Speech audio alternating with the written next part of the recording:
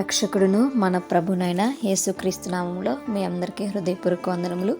ఈరోజు దేవుని వాగ్దానము రోమపత్రిక 14వ అధ్యాయము 9వ వచనము.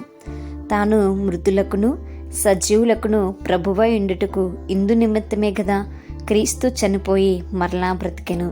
హల్లెలూయా. మరి ఇక్కడ మనం చాలా గమనించాలి. మరి యేసుక్రీస్తు వారు చనిపోయి తిరిగి బ్రతికారు కదండి. మరి అదే విధంగా ఎవరైతే చనిపోయినారో అనగా శారీరకంగా చనిపోయినారో మరి వారిని తిరిగి లేపుటకు ఆయన సమర్థుడు. హల్లెలూయా. మరి మనం ఈ విషయము జ్ఞాపకం చేసుకోవాలి. మరి ఆయనకు మరణంపై అధికారం కలిగి ఉన్నది. ఆయన మరణాన్ని జయించినటువంటి గొప్ప దేవుడు. మరి తండ్రి అయినటువంటి దేవుడు ఆయన ఏ విధంగా అయితే మరి మరణం నుంచి లేపారో మరి యేసుక్రీస్తు వారు కూడా మరణించిన ప్రతి ఒక్కరిని కూడా ఆయన లేపడానికి సమర్థుడు.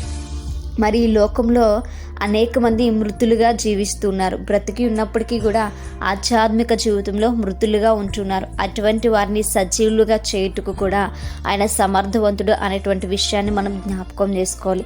మనం కూడా ఇంతకు ముందు ఆధ్యాత్మిక జీవితంలో మృతులుగా ఉండిపోయాం. దేవుని కార్యాలు చూడలేనటువంటి వారుగా, దేవునికి కోసం ఆలోచించినటువంటి వారుగా. కానీ ఆ మృతమైనటువంటి స్థితి నుంచి మనల్ని ఆయన విడిపించి సజీవులుగా ఆయన మార్చుకున్నాడు. హల్లెలూయా. మరి ఈరోజు సజీవులుగా మనము ఉన్నాము అని అంటే, లేదా మన ఆధ్యాత్మిక జీవితం అనేది వాక్యము ప్రకారం మనం జీవిస్తున్నామంటే మన సజీవులము అని అర్థం.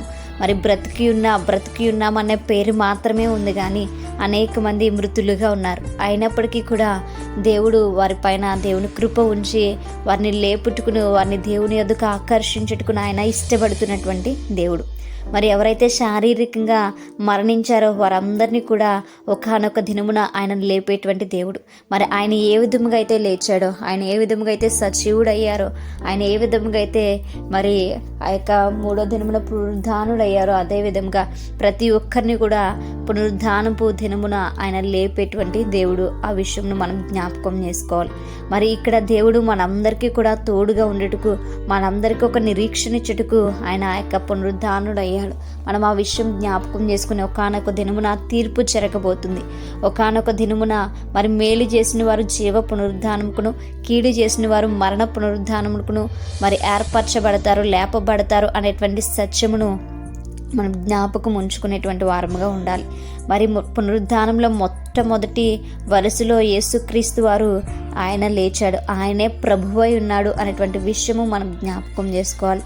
లోకంలో మరి ఒక ప్రభువు, ఇద్దరు ప్రభువులు, ముగ్గురు ప్రభువులు లేరు, కానీ ఏకైక ప్రభువు ఎవరు అని అంటే యేసుక్రీస్తు వారు. ఆయన మాత్రమే మన ప్రభువై ఉన్నాడు కనుక, ఆయన మనల్ని లేపడానికి సమర్థుడై ఉన్నాడు కనుక మనము ఆయన యందు విశ్వసించి ఆయన రక్షకుడుగా అంగీకరించి ఆయన నిమిత్తం గనుక మనము వేచి ఉంటే దేవుడు ఖచ్చితంగా మనల్ని చనిపోయినా సరే మరి మనల్ని బ్రతికింప చేస్తారు. మన యొక్క శరీరం కుళ్ళిపోయినా నశించిపోయినా ఆయన మరలా తిరిగి లేపుతాడు. కాబట్టి మనం ఈ విషయాన్ని మనం జ్ఞాపకం ఉంచుకుందాం. మరి మనము మరలా బ్రతుకుతాము అనేటువంటి విషయం జ్ఞాపకం ఉంచుకుని ఆ యొక్క ఆత్మ సంబంధమైనటువంటి బ్రతుకు కొరకు దేవునిలో మరి నిరీక్షణ కలిగి ఉందాం, విశ్వాసం కలిగి ఉంది.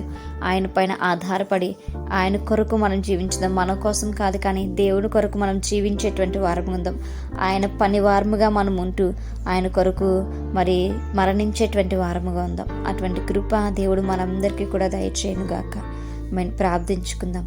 పరిశుద్ధుడా, మహాగణుడా, మీకు వందనాలు ప్రభా. నీకే లెక్కలేని కృతజ్ఞతాస్తులు. అయా, మేము బ్రతికినను చనిపోయినను నా తండ్రి నీ వారుగా ఉండేటుకుని సహాయం దయచేయండి ప్రభా. అయా, నీవు పునరుద్ధానుడు అయ్యావు ప్రభా. మమ్మల్ని పునరుద్ధానముకు నడిపించేటువంటి గొప్ప దేవుడు తండ్రి. అయా తండ్రి, జీవ పునరుద్ధానముకు మేము అందరం వెళ్ళగలుగుటుకున్నాం ప్రభా. ఈ లోకంలో ఉన్నప్పుడు బ్రతుకుని సరి చేసుకుని నీలో విశ్వాసంతో మీరే మా ప్రభు అని, నీవే రక్షకుడు అని, నీ ద్వారా తప్ప మరి ఎవరి ద్వారా రక్షణ రాదని ప్రభా మేము నా తండ్రి ఒప్పుకుని నేను ఘనపరచుకుని సహాయం దయచేయమని, మా ప్రార్థన ఆలకించి అంగీకరించమని నజరేయుడైన యేసుక్రీస్తు నామములో అతి మిక్కిలి నెమ్మగా బ్రతిమలాడి వేడుకొని పొందించిన మా ప్రియ పరలోకపు మా కన్న తండ్రి. Praise the Lord everyone. May God bless you all.